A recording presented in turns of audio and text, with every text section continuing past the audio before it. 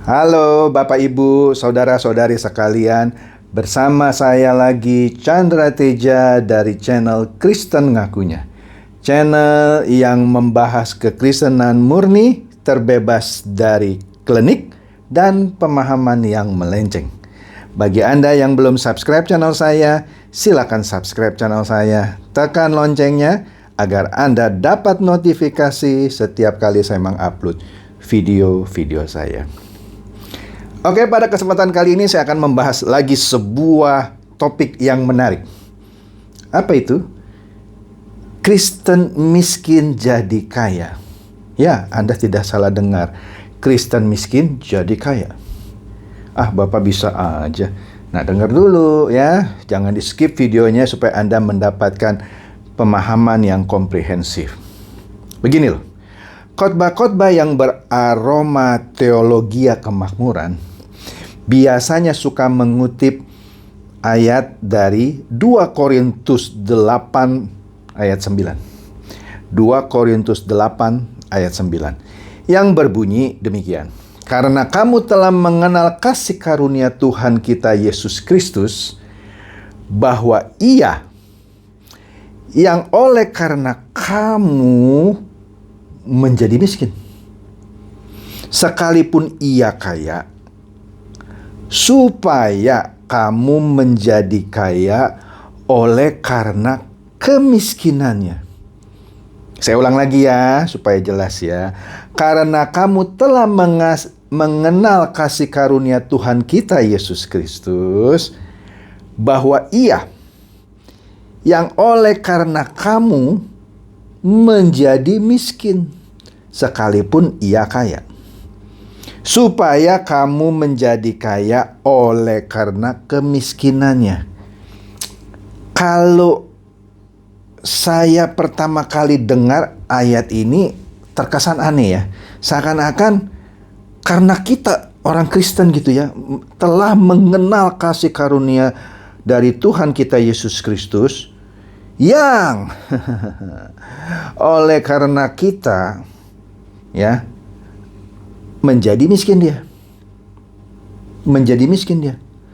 Sekalipun Ia sebenarnya kaya. Begitu maksudnya. Supaya apa? Supaya kita jadi kaya karena kemiskinannya. Enak ya, orang Kristen bisa jadi kaya dari Tuhan kita yang awalnya kaya, tapi jadi miskin supaya kita kaya. Gitu kira-kira kalau dimengerti secara harafiah gitu ya. Iya, tapi tidak sedikit pendeta yang suka mengkhotbahkan ayat ini secara harafiah. Jadi seakan-akan diajarkan bahwa orang Kristen itu bisa jadi kaya secara otomatis, yang karena Tuhan kita kaya, kemudian dia menjadi miskin supaya kita kaya. Gimana ya caranya ya? Dia kaya terus kasih kita kaya. Padahal kita dulunya miskin, dia kasih kita kaya dan dianya miskin gitu kan. Ayatnya secara harafiah begitu bacanya, tetapi pemahamannya bukan begitu coy. Bukan begitu. Nah, biasanya dengan mengutip ayat ini, khotbah yang disampaikan biasanya tadi menjelaskan bahwa kita orang Kristen secara adikodrati akan diberkati materi secara berkelimpahan. Kita jadi kaya materi otomatis karena kita percaya kepada Yesus. Benarkah demikian? Maka dari itu saya mau jelaskan. Jadi begini, Bapak Ibu, saudara-saudari sekalian. Kita lihat dulu ya apa yang dimaksud dengan Yesus sekalipun yang kaya rela menjadi miskin karena kita. Kemiskinan Yesus di sini bukanlah kemiskinan harta. Bukan kemiskinan harta. Kemiskinan Yesus yang dimaksud di ayat ini adalah keadaan di mana Ia meninggalkan kemuliaannya dan menjadi manusia yang sama seperti kita. Itu dia meninggalkan kemuliaannya. Kenapa? Dia kan anak Allah. Ditinggalkan dia jadi manusia sama seperti kita. Itu yang dimaksud rela menjadi miskin meskipun dia kaya. Dia melepaskan kemuliaannya menjadi sama seperti kita manusia. Orang-orang yang berdosa, Inilah pergumulan yang hebat. Yalah, anak Allah gitu jadi manusia biasa. Jadi kayak kita gitu, ya kan? Karena kenapa? Dia harus merendahkan diri, dipermalukan, disiksa, dan taat sampai mati. Nggak enteng, coy. Nggak enteng. Ya kan? Ini pergumulan yang hebat. Hebat banget. Ya kan? Hanya dengan cara demikian, maka dia bisa memberikan kemuliaannya bagi kita. Betul. Hanya dengan cara demikian, dia bisa memberikan kemuliaannya bagi kita. Inilah yang dimaksud dengan memperkaya kita. Karena dia memberikan kemuliaan bagi kita. Bukan memberikan uang miliaran. Bukan, coy. Memberikan kemuliaannya kepada kita. Itu yang dimaksud membuat kita jadi kaya. Ya, jadi jangan lebay dulu gitu, jangan euforia dulu seakan-akan, wih, Tuhan akan membuat kita kaya gitu ya. Nah, penderitaan yang dialami oleh Yesus memperkaya kita dalam arti apa? Dalam arti kita beroleh keselamatan. Itu salah satu memperkaya kita itu, supaya memperoleh keselamatan itu. Nggak bisa dinilai itu keselamatan ya. Hikmat untuk mengerti agar kita boleh diubahkan.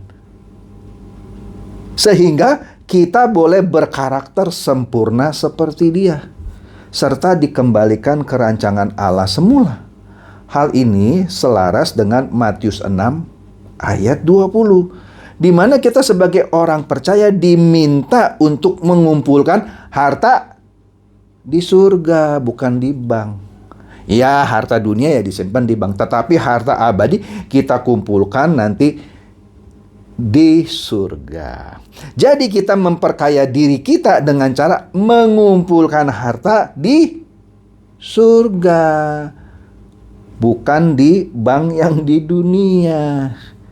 Itu maksudnya. Nah, kalau kita lihat lagi 2 Korintus 8 ayat 1-7, maka kita akan tahu bahwa jemaat di Korintus itu adalah jemaat miskin. Tetapi meskipun mereka adalah jemaat miskin dalam arti harta, tapi mereka kaya dalam iman, perkataan, pengetahuan, kesungguhan untuk membantu, dalam kasih, dalam pelayanan terhadap sesama. Dia kaya di situ, jemaat-jemaat di Korintus itu. Jadi jelas ayat-ayat sebelum ayat 9 itu tidaklah membicarakan kekayaan materi, tetapi kekayaan iman dan kemurahan hati.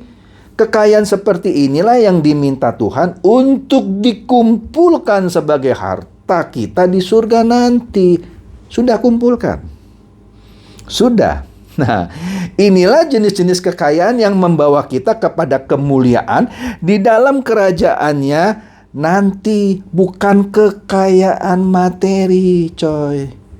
Oke? Nah, jika fokus jemaat diarahkan kepada kekayaan materi, maka ini tidak akan membawa jemaat kepada kebenaran. Ini sudah disebutkan di Lukas 16 ayat 11. Jika sikap kita kepada materi itu salah, maka kita tidak akan menerima harta yang sesungguhnya, yaitu kebenaran. Yang di dalam bahasa Yunaninya alethenos. Oke, bukan uang. Maka sangat menyedihkan sekali jika ketika mendengar khotbah, yaitu bahwa kita kalau jadi orang Kristen maka kita harus kaya katanya. Orang Kristen yang miskin katanya mempermalukan Tuhan. Nggak benar itu. Sejatinya khotbah seperti itu bukan khotbah sesat, tetapi sesat banget. Sikap materialistis tidak akan membawa perubahan sikap dari hati kita, hati orang ini kepada kebenaran. Iya, materialistis itu tidak akan membawa perubahan sikap. Nah, pertanyaannya sekarang ialah, apakah orang Kristen boleh dan bisa kaya? Ya boleh dan bisa banget, ya kan? Tetapi Nah, nanti ini yang saya akan terangkan. Kalau Anda hidup hanya untuk mau menjadi kaya dan menghalalkan segala macam cara, itu yang tidak boleh. Tapi itu nanti saya bahasnya. Jadi demikian, kalau orang Kristen yang sudah diubahkan sedemikian rupa, dia boleh menjadi orang yang rendah hati, jujur, pekerja cerdas, pekerja keras, dan dipercaya sesama. Maka rejeki atau berkat materi pasti mengikuti orang-orang seperti ini. Jadi orang Kristen tidak otomatis jadi kaya secara mistik. Ini yang harus dimengerti. Kalau motivasi Anda mau jadi orang kaya, sebaiknya Anda tidak usah jadi orang Kristen. Karena orang-orang non-Kristen juga banyak yang jadi kaya. Bahkan orang terkaya di dunia ini bukan orang Kristen. Pak Haji itu yang di Tanah Abang banyak yang kaya, bukan orang Kristen. Sekali lagi, kalau Anda motivasi jadi orang Kristen karena mau kaya, salah Anda. Yang bukan Kristen aja bisa kaya, ya. Jadi pertanyaannya, apakah Anda sekarang masih menjadi Kristen miskin jadi kaya? Maksud saya menjadi kaya otomatis. Nah, jadi kalau Anda masih percaya kalau orang Kristen itu bisa berubah otomatis dari miskin menjadi kaya meskipun dia malas gitu ya, maka Anda bukannya sesat sebenarnya, sesat banget gitu ya. Jujur sih, dulu saya juga pernah jadi Kristen miskin jadi kaya, berharap kalau saya jadi Kristen saya jadi kaya. Tetapi kebenaran sudah membuka mata dan hati saya bahwa itu tidak benar. Oke, jadi inilah saatnya Anda bertobat jika Anda masih jadi Kristen miskin jadi kaya. Begitu juga kalau Anda sering mengkhotbahkan Kristen miskin jadi kaya materi gitu ya, Anda juga harus bertobat. Oke, semoga ini mencerahkan. Silakan share video ini kepada teman-teman, sahabat atau kerabat supaya mereka juga boleh tercerahkan. Shalom.